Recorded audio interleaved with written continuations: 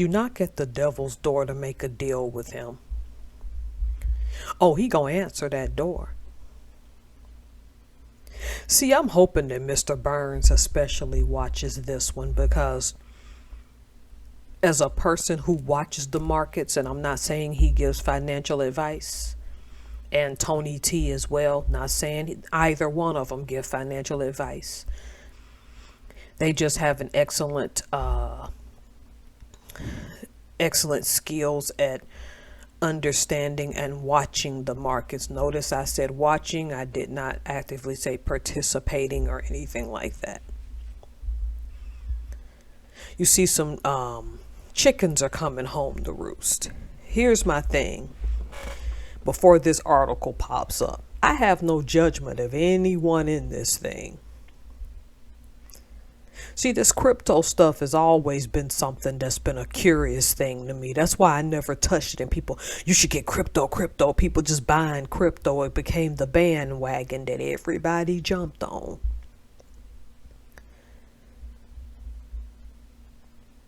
Far be it me to back Sam Bankman-Fried. I think he was a greedy son of a gun who knew what he was getting into. Or even if he started this off with great intentions, in time he reasonably knew that he was ruining a lot of people's lives. And when I would see the footage, because I really don't keep up with crypto, every indication to me was that this was an arrogant little crap that thought because he had so much money he was going to get by with it. See, when you start your prison sentence and you're barely a year in, barely a couple of weeks in, makes you change your mind, doesn't it? Now we want to throw everybody else under the bus. I read this entire article, and from what I gather, some of the people who lost money feel like the celebrities that endorse him are just as responsible as Sam Bankman-Fried. I'm going to say something a little naive, and this will be the only time in this recording I say it. Although there are a whole lot of names listed on both this article and within the article, it's a possibility that a small amount of these people didn't know that this was a scam till it's too late. Now that I got my naivete out of the way, when you're at a high level of success that most of these people are, you should be having a PR team or something that fact checks what you are endorsing, okay? For all the money y'all got, y'all don't have a PR person and a lawyer to help you through this.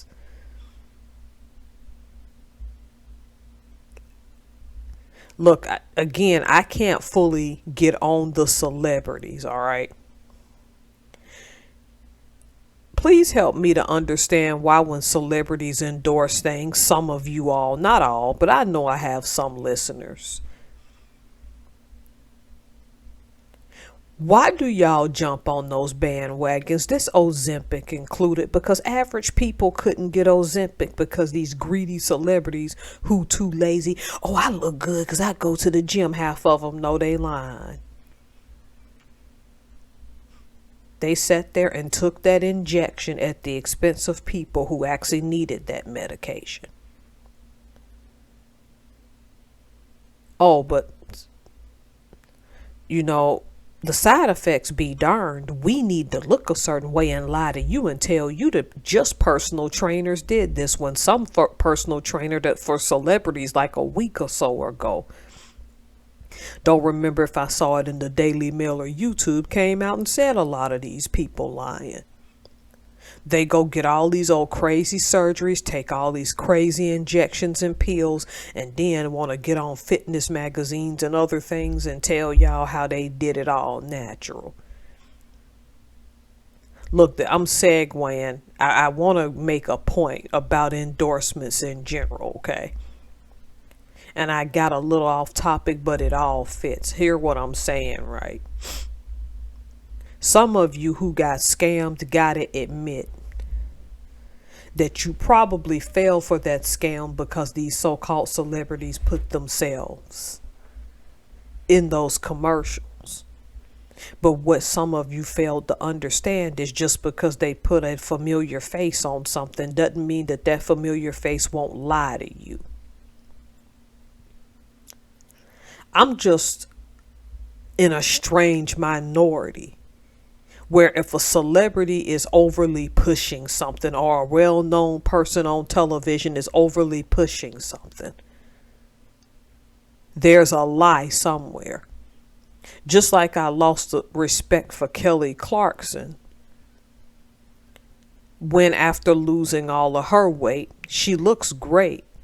She then goes on and starts saying there's this little known rice hack that helps you lose weight, and other celebrities are doing it as well. They're paid to tell you if you take some rice and some cinnamon and some other stuff, you gonna lose weight. Knowing that number one, they don't use those hacks, and number two, knowing they were paid to lie to you.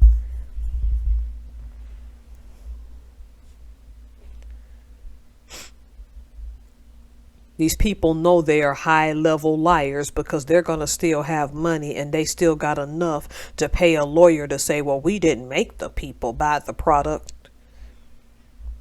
For the celebrities who endorsed this and were probably told behind the scenes it's a lie, because I'm sure some of them probably knew it was a lie. Your greed is getting the best of you right now. Because the thing about it is, if you all haven't learned by now, these people don't really care about you. And that's the message I'm going to keep pushing moving forward for the rest of this year. These people do not care about you. They can take from the bottom and know that you can't afford lawyers. They can take from the bottom and realize that because you're not as famous as them, if you get online and complain and say this happened to you, or you're just hating on this basketball player, you're hating on this supermodel, you're hating on this Super Bowl and MVP player, you're hating on this famous actor, this entertainer, this comedian, because you couldn't reach their pinnacle of success. While your life is falling apart, these people can sit there and call you a hater for genuinely also wanting a legitimate come up in a country that day by day is becoming more unlivable and more expensive.